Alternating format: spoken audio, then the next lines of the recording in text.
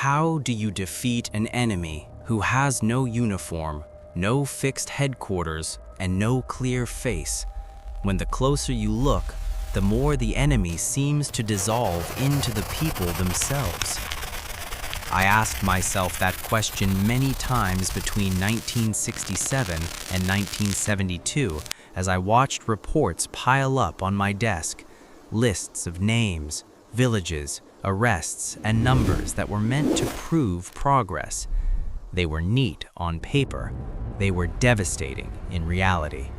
And they were the heart of what the Americans called the Phoenix Program. I was not a soldier in the jungle, nor a politician in Washington. I was something in between, a civilian analyst attached to a joint intelligence advisory group in South Vietnam. I spoke the language well enough to listen, and I had lived among Vietnamese long enough to know when silence meant fear, not ignorance. By the mid-1960s, the war had entered a new phase. American firepower was overwhelming, yet victory remained elusive. Bombing campaigns flattened forests, search and destroy missions swept through hamlets. Body counts rose, but the Viet Cong remained everywhere and nowhere. The problem, as we understood it, was not the guerrillas with rifles. It was the invisible structure beneath them, the Viet Cong infrastructure, the shadow network of village chiefs, tax collectors, couriers, propagandists, and informants. They collected rice, spread ideology, passed intelligence, and recruited fighters.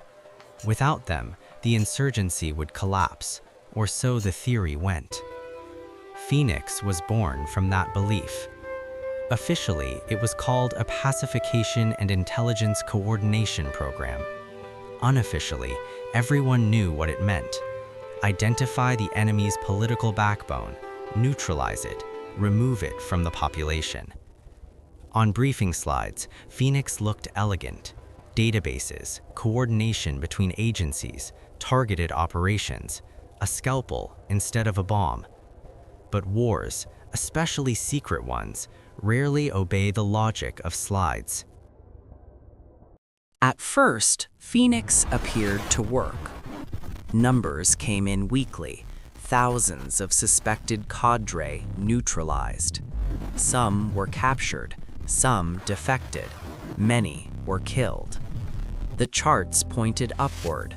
The metrics pleased those who needed to justify the war's continuation. But something troubled me from the beginning. The intelligence feeding Phoenix was deeply flawed. Much of it came from local informants, often villagers with their own grudges, debts, or rivalries.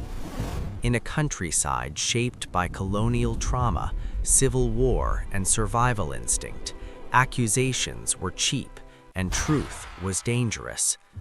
A man could be labeled Viet Cong because he refused to cooperate with Saigon authorities.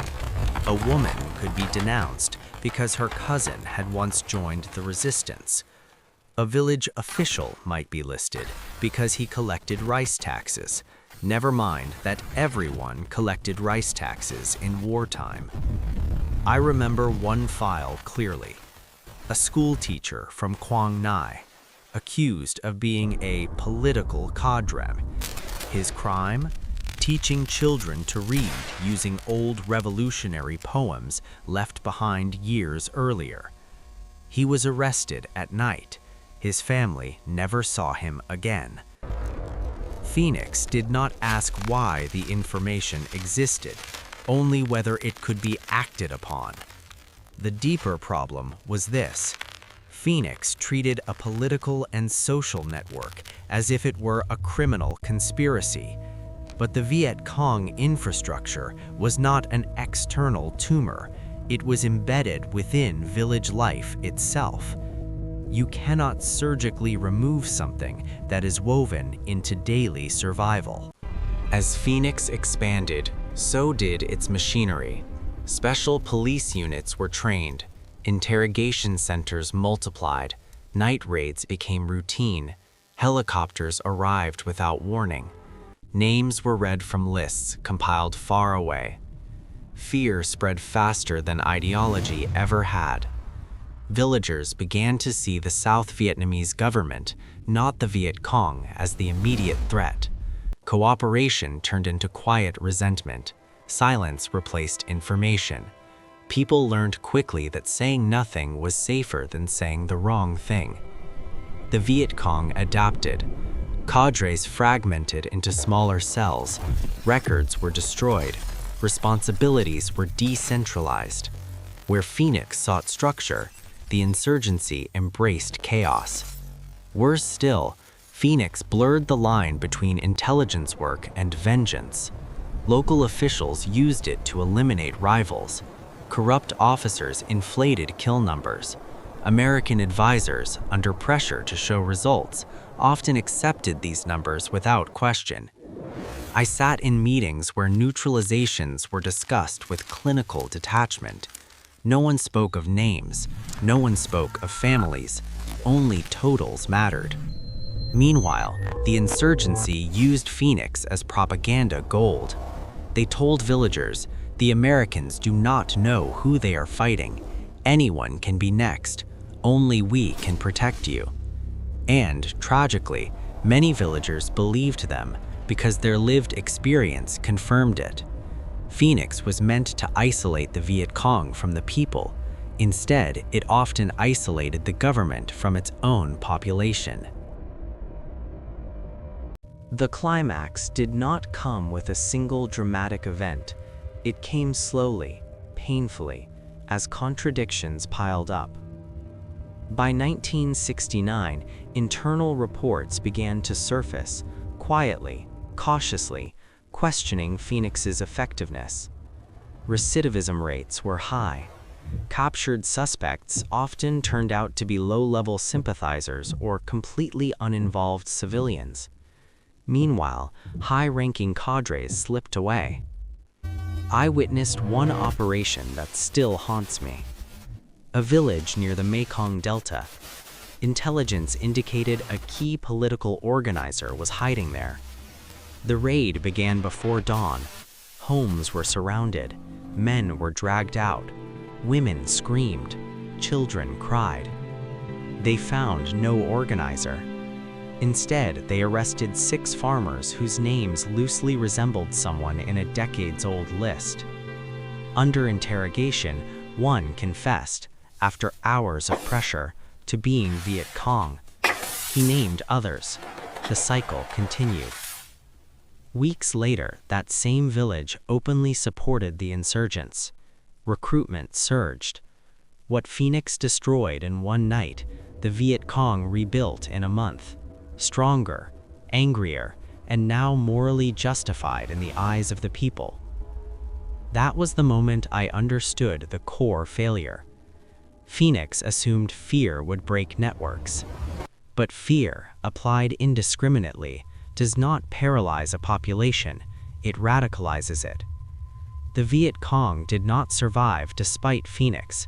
In many places, they survived because of it. When the war ended, Phoenix quietly faded into history, rarely discussed, often defended, sometimes condemned. Its architects argued it was misused, not flawed. Its critics argued it was fundamentally wrong.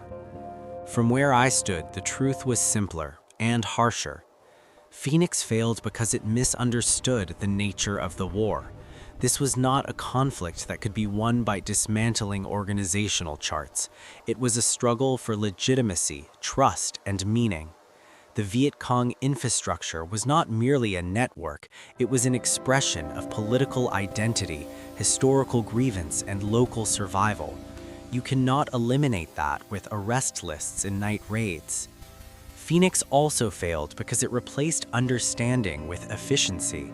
Numbers replaced nuance, metrics replaced morality, and in doing so, it eroded the very ground on which any counterinsurgency must stand, the consent, or at least the tolerance of the population. I am not naive. Wars are brutal. Insurgencies commit atrocities too.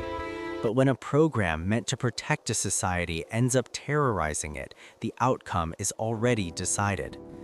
Years later, I would see echoes of Phoenix in other conflicts under different names in different deserts and mountains. The same belief that intelligence plus force equals control. The same disappointment. The lesson of Phoenix is not just about Vietnam. It is about the limits of power when it fails to understand people. And that is why in the end, the Phoenix never truly rose. It burned and left ashes that others would walk through for decades to come.